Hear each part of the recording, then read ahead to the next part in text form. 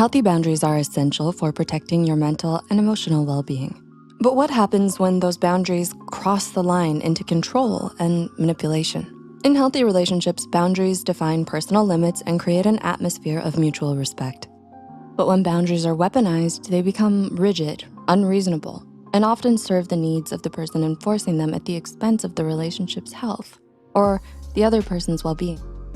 This could happen both intentionally and unintentionally, so it's important to be aware. Disclaimer, real-life situations are nuanced and context matters. Please use your own discernment when navigating such issues. With that said, to shed light on this issue, here are 6 signs that a boundary is being used as a weapon, not as an act of self-love. The boundary is unilaterally decided. When setting a boundary, it's essential to communicate openly and ensure both parties understand and respect it. A boundary becomes unhealthy when it's unilaterally decided or imposed without discussion or compromise. This turns into a tool for control rather than self-care. For example, imagine you're in a disagreement and the other person suddenly says, "I don't wanna talk about this anymore. Can you just respect my boundaries?" While the issue concerns both of you, they're using the boundary to shut down the conversation, leaving you confused and silenced. So if this ever happens to you, why not try saying instead, "I need a break to gather my thoughts, but let's revisit this later." This approach respects both of your needs for space and the other person's need to address the issue, fostering healthy dialogue instead of creating distance. The boundary shifts to suit your needs. A healthy boundary remains consistent over time, allowing both parties to understand and respect it. If changes are needed, they're discussed openly. But a weaponized boundary keeps changing depending on what suits the person enforcing it. This unpredictability can create confusion and insecurity in the relationship. For example, imagine you have a friend who loves to shower you with gifts. One day, you get into a fight and they suddenly accuse you of taking advantage of their generosity. They use the fact that you received these gifts as a weapon, suggesting that by accepting them, you've given them the right to set boundaries or control the situation. You never asked for these gifts.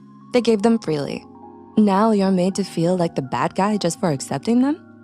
It becomes clear that what seemed like a kind gesture actually had strings attached, done to induce some sort of power play.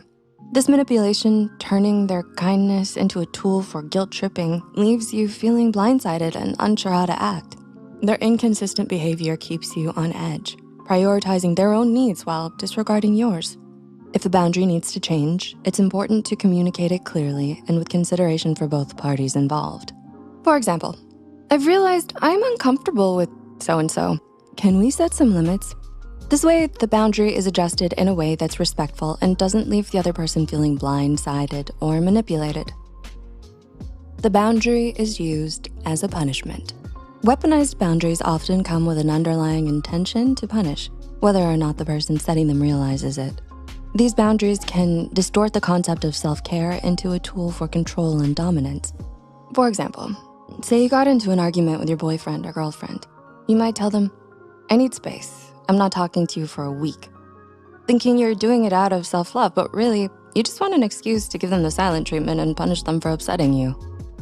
Always keep in mind that healthy boundaries are meant to cultivate respect, not tear someone down.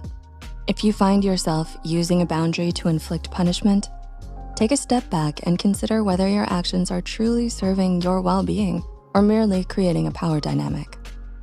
Instead, try expressing your feelings directly without using silence as a weapon. For example, you could say, "I'm feeling really upset right now and need some time to cool off. Can we talk about this tomorrow when we've both had a chance to think?" This approach allows you both to honor your need for space while also keeping the lines of communication open.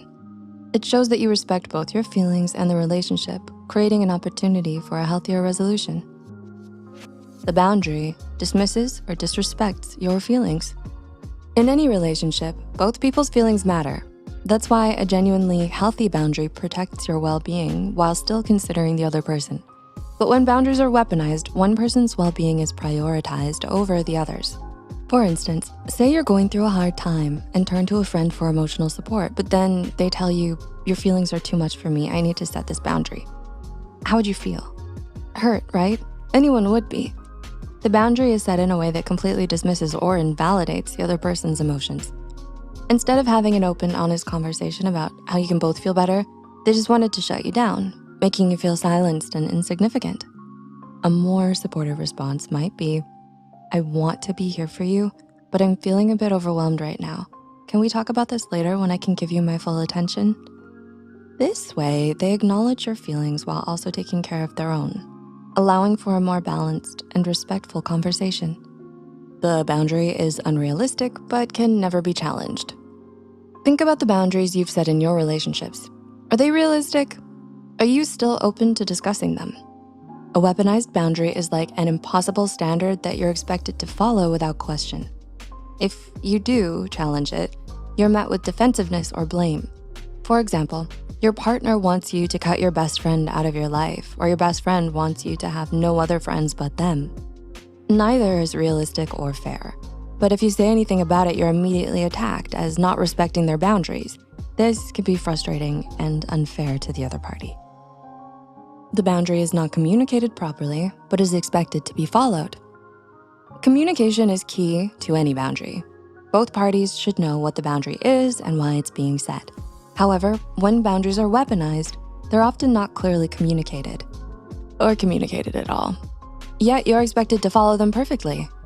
This leaves you feeling like you're constantly stepping on landmines, unsure of what will set them off next. When you inevitably cross it, you're punished or blamed, even though you were never made aware of it in the first place.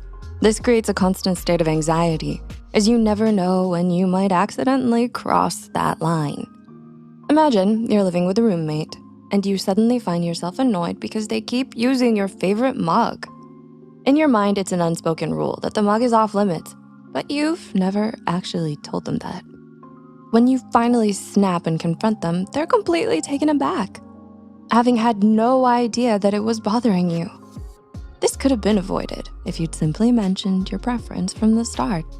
So next time you get upset with someone for overstepping your boundaries, ask yourself first, was the boundary clearly communicated, or are you blaming them for something they might not even know was an issue? While setting boundaries is crucial for maintaining healthy relationships, it's important to recognize when those boundaries are being used to control, punish, or harm others. If you're setting a boundary, ask yourself whether it's truly about protecting your well-being or if it's crossing into the territory of manipulation. And if you're on the receiving end of a boundary that feels unfair or controlling, trust your instincts and don't be afraid to question it. Healthy boundaries foster respect, communication, and mutual care. Weaponized boundaries, on the other hand, create fear, confusion, and power imbalances. Understanding the difference is crucial for maintaining balanced, respectful relationships. So, did this video emotionally resonate with you? Share your thoughts and experiences in the comments below. Let's start a conversation about finding that balance between healthy and weaponized boundaries. And if you found this video valuable, don't forget to like, share, and subscribe for more content on relationships and mental health. We also have videos on 5 signs you have poor boundaries and 7 types of people you need strong boundaries with. Thanks for watching.